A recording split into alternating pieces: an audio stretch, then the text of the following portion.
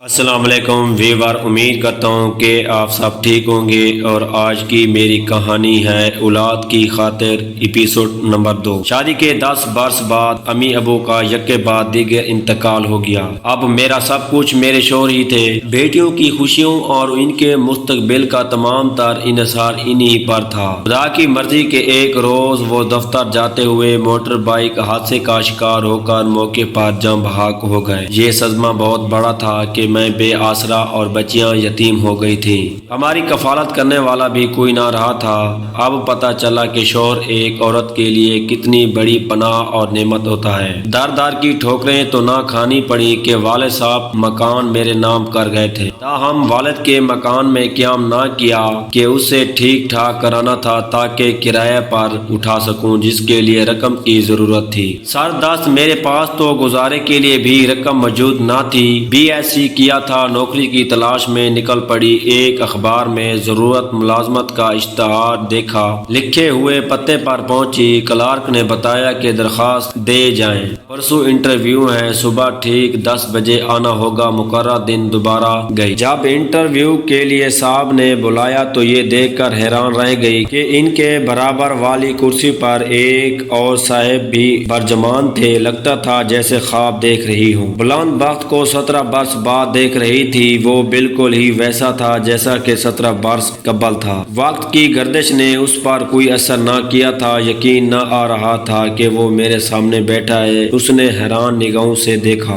شاید اسے بھی اپنی آنکھوں پر یقین نہ آ رہا تھا، کیونکہ وقت نے میرے رنگ و روپ کافی بدل دیا تھا، لیکن اب پر وقار ہو گئی تھی اور پہننے اوڑھنے کا سلیقہ بھی آ گیا تھا۔ صاحب نے سوالات کیے اور میں نے جواب دیے۔ وہ مجھ سے متاثر نظر آئے۔ انہوں نے کچھ نجی زندگی کے بارے میں بھی سوال کیے۔ میں نے بتایا کہ 1 سال قبل بیوہ ہوئی ہوں، شوہر کا حادثے میں انتقال ہو گیا ہے اور اپنی 2 بچیوں کی پرورش کی خاطر ملازمت کرنا چاہتی ہوں۔ اس سے پہلے کبھی ملازمت نہیں کی ہے، پھر تو مشکل ہے۔ باس نے کہا، ہم کو آفس ورک کے لیے کچھ تجربہ کار لوگ درکار ہیں۔ آپ سے پہلے جن خواتین نے انٹرویو دیے ہیں ان کو ملازمت کا خاصا تجربہ ہے۔ میں کچھ مایوس سی انٹرویو لائیو وینچ سے باہر نکلی تھی۔ امید نہ تھی کہ مجھے بلا لیں گے، شاید کہ قدرت بلند بخت کی ایک جھلک دکھانے کو مجھے وہاں لے گئی۔ اگلے روز فون آ گیا کہ صاحب نے بلایا ہے، آپ کا سلیکشن ہو گیا ہے، فوراً آ کر پیمنٹ لیٹر لے لیں۔ سمجھ گئی کہ بلند بخت نے سفارش کی ہے، کیونکہ وہ وہاں موجود تھا۔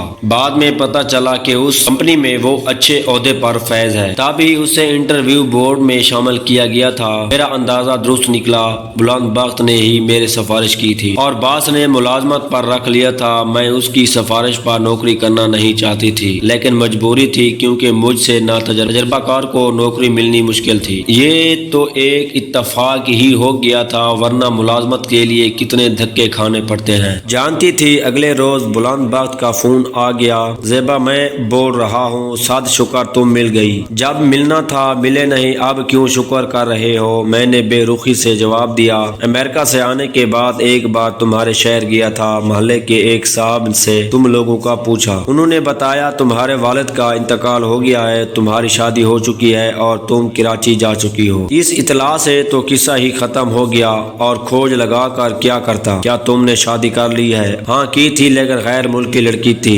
نمبر نہ ہو سکا۔ جلد ہی اس نے طلاق لے لی تو پھر شادی نہ کی، واپس پاکستان آ گیا۔ سوچا اب تو تم جیسی لڑکی ملے گی تب ہی شادی کروں گا۔ کافی عرصہ بیت گیا، میری زندگی میں کئی لڑکیاں آئیں، لیکن تم جیسی نہ ملی مجھ کو۔ ہمیشہ تم ہر ایک سے ممتاز اور الگ تھلگ لگی، اب تم اچانک مل گئی ہو تو میری خوشی کا ٹھکانہ نہیں ہے۔ سوچا کہ تم سے معافی مانگوں گا اور شادی کی درخواست پیش کروں گا۔ تیہ کر لیا ہے کہ اب اگر شادی کی تو تم سے ہی ہوگی۔ یہ ممکن نہیں، میں 2 بیٹیوں کی ماں ہوں، جواب جوانی کے دور میں قدم رکھ چکی ہیں، میرا خیال دل سے نکال دو اور دوبارہ مجھے فون مت کرنا۔ یہ کہہ کر میں نے ریسیور رکھ لیا۔ اسے میری ساتھ موہری سے جیسے دھچکا لگا ہو۔ دوبارہ فون ملایا، گھنٹی بجتی رہی اور میں نے فون نہ اٹھایا۔ میں اس بیتے وقت کو پھر سے آواز دینا نہ چاہتی تھی۔ اپنی بچیوں کا ہر شے سے زیادہ خیال تھا، انہیں اپنے ماضی کے بارے میں بالکل بھی آشنا نہ کرنا چاہتی تھی کہ ان کی نظروں میں میرا امیج خراب ہو جاتا۔ وہ مجھے ایک اچھی ماں سمجھتی تھی اور میں اچھی ماں ہی رہنا چاہتی تھی۔ بلند بخت مسلسل فون کرتا،